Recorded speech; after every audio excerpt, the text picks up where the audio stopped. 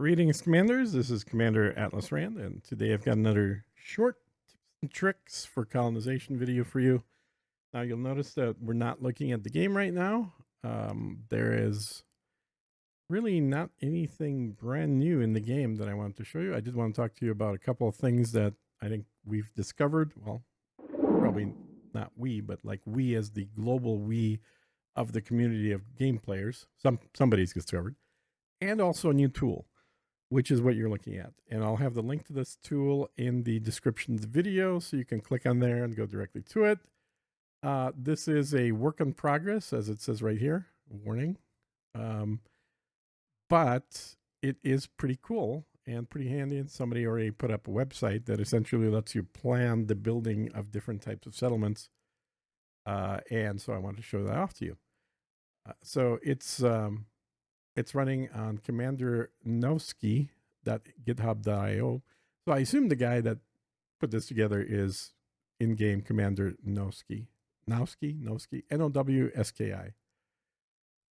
and what it lets you do is it calculates the different pros and cons of building different types of buildings. You can select space-related things. You can select ground buildings, tier 1, tier 2, tier 3. So like tier 3 space right here, tier 2 space, tier 1 space, or ground and tier 1, tier 2. Why is the ground not sure? So get rid of, there we go. So the can build basically, I guess, turns on or off, showing you everything, because you can't build ground tier 3 until you build some ground tier 1s or some space tier 1s. So that kind of makes it possible. But let's say we let's start with space. So tier 1 space, this is the variety of things you can build. The first set are outposts. Second set are installations. The main difference between installations and outposts, guys, outposts you can land at. Installations, you cannot land at. So the installations give you similar bonuses to outposts, but they don't have the stores that you have when you land, and they don't have the services that you can get while you're in the spaceship and landed. But also the costs are significantly different in terms of materials. Say the regular outpost, the commercial outpost gives you +2 wealth, +5. What's SOL? It's not development. It's not security. It's, what does that stand for? I can't remember what SOL stands for. I'll have to look that up. Yeah, I can't think of it. The rest of them are pretty self-explanatory. I think it's happiness, but I don't remember what SOL would. But it's essentially the happiness of the population. Yeah, because you have the wealth, the security, the technology, and development, and the last one here is wealth, I believe. Or sorry, not wealth, is the population happiness.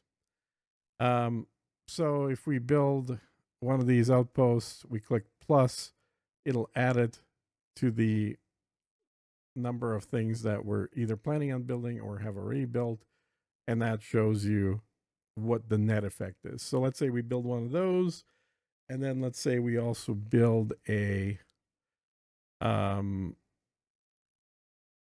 pirate outpost, which I have in my system. Don't ask why. And when we add the pirate one, you can see the wealth goes up. Standard of living goes up. I guess that's what it stands. SOL is standard of living. So yeah, basically the happiness of the population. But the security goes down because the pirate outpost has a negative effect on security. Now, same thing with building installations, which are, you can't land that, but there's a bigger variety of installations. You can also do you have 2 tiers of installations, tier 1 and 2. And the tier 2 installations, we click on that. The tier 2 outposts are really expensive. They're the big ones. as it were. Um, like the Coriolis with the trusses, the asteroid base, the ice asteroids base, all of these things. And those require a lot more material. But the tier 2 installations require, it looks like about 1/5 of the amount of material. They are about 10 tons of material, but you can't land on them. But because they're tier 2, they also provide a tier 3 point. So if you want to build some tier 3 stuff, like your Oculus or Apollo or Artemis, and I'm building the Apollo right now, the way to get to those is to have the tier 3 points. And the way to get tier 3 points is by building tier 2. All the tier 2s in space, whether they're a starport or an installation, they are going to give you 1 tier 3 point. So you will need to build 6 of these to get the points that allow you to build one of the tier 3s. But on the surface, if we get rid of the space and we only look at the surface, the tier 2 installations, or not installations, tier 2 settlements, like the ones that you see pictures of here, all of these give you 2 tier 3 points. So this is the best bang for the buck, because the settlements on the surface actually take less resources. So in this case, about 8,500 tons worth of resources for each of these. But they give you 2 tier 3 points. Whereas if you go up here, the installations are 10 tons, so about 20% more, but they only give you 1 tier 3 point. So this actually brings us to our second tip and trick. So the first one is introducing the stool. The second one is what I've kind of come to discover from looking at all the different news that we've discovered, is that tier 3s greatly limit your ability to add further tier 3s or even tier 2s, because what I guess was an intended mechanic, not just a bug, as Meccan originally thought. He was one of the first guys that kind of jumped on this bandwagon, and he's actually been doing a lot of good work in collecting the various bugs and then submitting them to Frontier.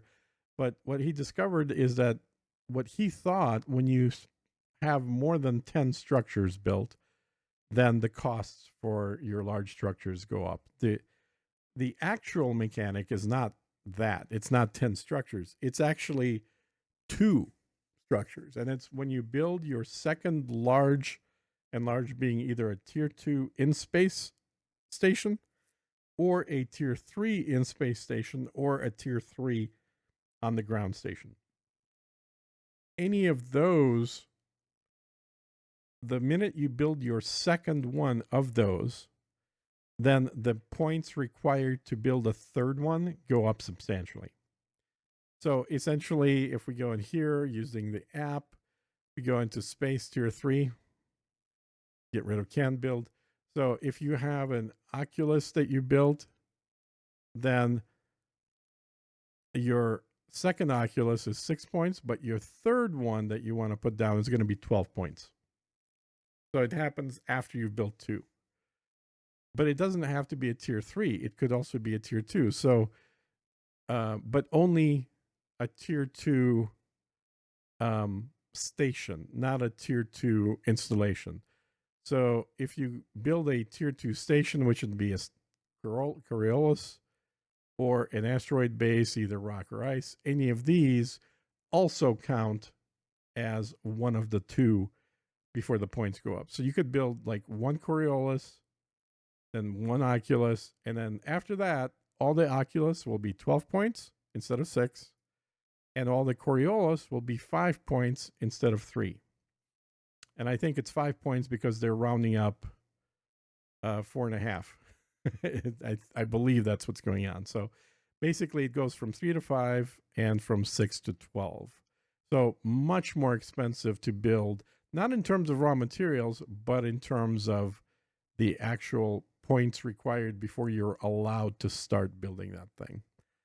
So with that in mind, combined with the fact that as I mentioned, tier 2 ground installations give you, or sorry, I guess they're up here.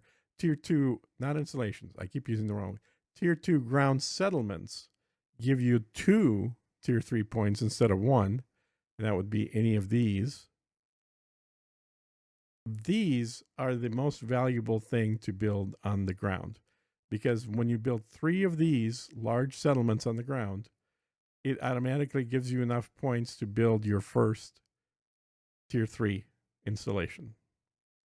Or alternatively, just building one of these and then one small one gives you enough points to build a tier 2 Coriolis station or asteroid station. So they are the best bang for the buck, the ground tier 2 settlements. So keep that in mind. If you have a limited number of ground locations, save the locations on the ground for these. Now, each of these also takes 1 tier 2 point to start building, but that tier 2 point doesn't have to be a ground installation. It can be a space installation. And so you want to find the cheapest to produce, basically, space stuff you can build, and tier 1 space stuff, incidentally, not even tier 2. And you can see by scrolling down here, so that one's 18,400. This one's 18. This one's 6.5. So it looks like any of these that are actually called installations. So I'm actually using the correct term there for change. Any of these would be the cheapest to produce at tier 1 that generate a single tier 2 point.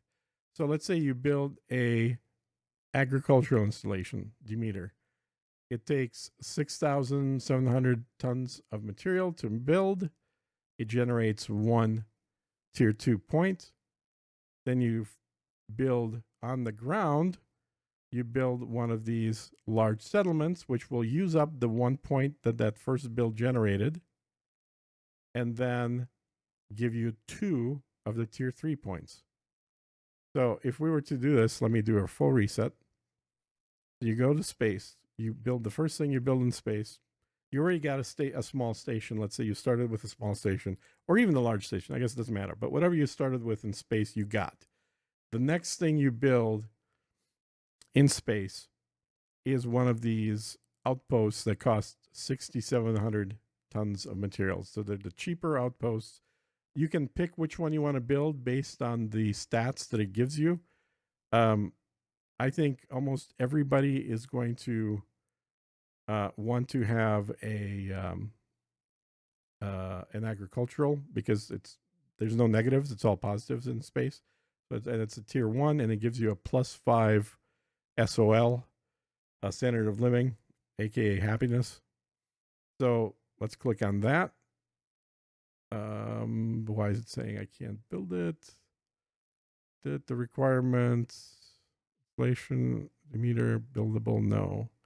Why is it not buildable? Well, I guess we would start with something. So let's just pick a Coriolis to start with. So let's say we had a Coriolis. Okay. So that should make this buildable, because now it's the second thing in space. The Coriolis was our original build. So we go down here, agricultural. We click on the plus that. We build the agricultural. On the left, it shows you what that generated. So a pretty good standard of living, decent wealth, slight negative security.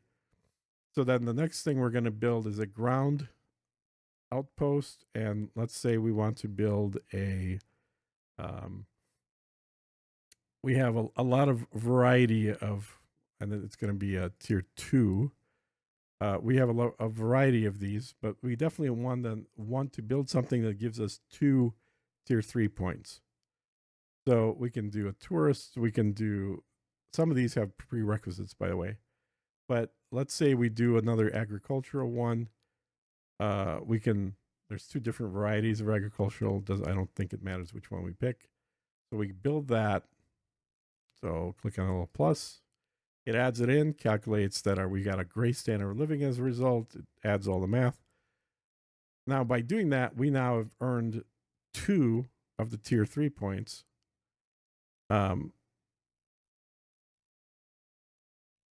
So we got 1 tier 2. We used up the tier 2. We got the tier 3. And our original Coriolis gave us also a tier 3 point. So now we have 3 points of tier 3. And we need 6 points of tier 3 for either in space or on the ground. So we need to just essentially build more of these, but I wouldn't build the exact same thing. I would build slightly different. So like tier 2 ground. Well, I guess we got to start with tier 1 in space. So I never put tier 1 on the ground unless you have a huge number of ground planet locations.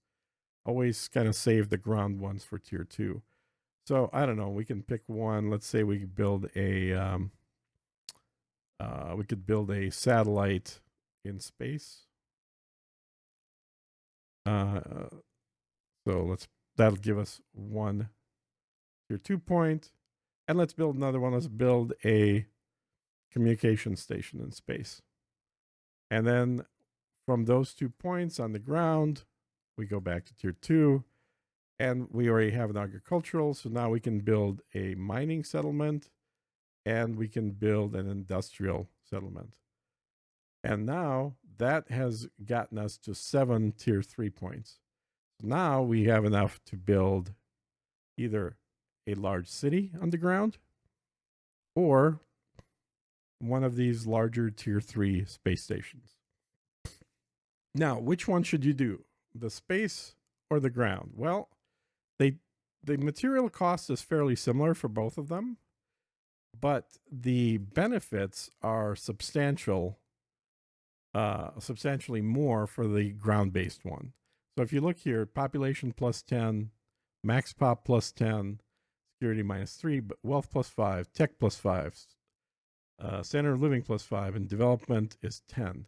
If we go to space, we have a pop plus 5 instead of plus 10, max pop only plus 1 instead of plus 10, security minus 3, I think that was the same, right? Yeah, security is the same. Wealth plus 7 versus wealth plus 5. So the space one gives us more wealth. Tech plus 6 instead of plus 5, so it's slightly more tech. Standard living is the same. Development is plus 8 instead of plus 10. So the huge difference here is better development, way more population, and way more max population. Space, on the other hand, has a slightly better wealth and a slightly better tech. Everything else is worse in space. So convenience factor of a space station versus the benefits of the economy with the ground station. Ideally, you want to build one of each, but remember, we already have one station, one Coriolis here. So if we build, let's say we do build a ground station, we add that, we're getting into a lot of green on the left here. It's very nice, but something that's not going to be reflected in this sheet is the next tier 3 station we want to build isn't actually 6 points. It's actually going to be 12 points because now we have 2 large building sites. We have 1 Coriolis station and 1 large ground port. Those count as 2 large sites, which increases the cost in points, not in materials, but just in points of any further tier 2 and tier 3 builds. So anyway, hopefully I didn't confuse you too much. Using this worksheet is great for kind of mocking up what you want to do. Also in the last video that I did, we were using this spreadsheet to do the exact same exercises, except that it's a spreadsheet, it's a Google Doc, and the link to that is in the previous episode. I'll probably keep the link in this episode as well. The difference is the Google Doc also actually breaks down and tells you how many of each material you have to have, which is convenient, but also this information's readily available in the game and updated in real time as well, so you can see how much material you have left to get whenever you're building. So there's 2 options. And I guess to wrap it up, to really truly keep this a shorter video, the 3 things I want to tell you guys about, to sum them up. One is whenever you build the large stations, either on the ground at tier 3 or in space at tier 2 or 3, remember you can only do 2 of those before the point requirements go up. 2, this tool. use it. It's handy. It's a website, which makes it a little bit easier to use than the Google Doc spreadsheet. And then the last thing is save your ground installations, or save your ground locations, I should say. Save the areas that are available on the ground to predominantly use, not necessarily exclusively, but predominantly use for the settlements, the large settlements that generate 2 points instead of 1 point of tier 3 points. And this is going to be especially important after you've built your second large station. Because once you've built that station, remember, all the costs for points are doubled. So you would have to build, so we need 12 points. So you'd have to do 6 of these ground large settlements, or you can do 12 of small settlements on the ground, or 12 satellites, or 12 small stations, tier 1 stations. And so you can see how much more efficient building these large settlements is, and why it's the best bang for the buck in terms of both points and resources. And then as a last bonus thing to tell you that there seem to be a couple of bugs, not in the spreadsheet, but actually in the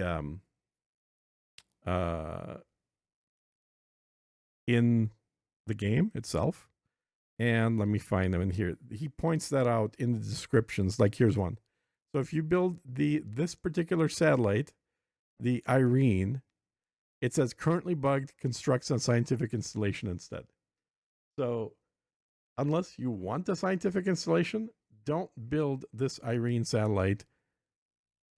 Build this one instead, because this actually gives you a satellite in space. But if you build this type of satellite in the game, it'll actually build a scientific installation by mistake. We don't know if that's going to be fixed, meaning retroactively. So they may just say, well, it is what it is. We're not going to tweak it. Congratulations, you now have a science installation instead of a satellite.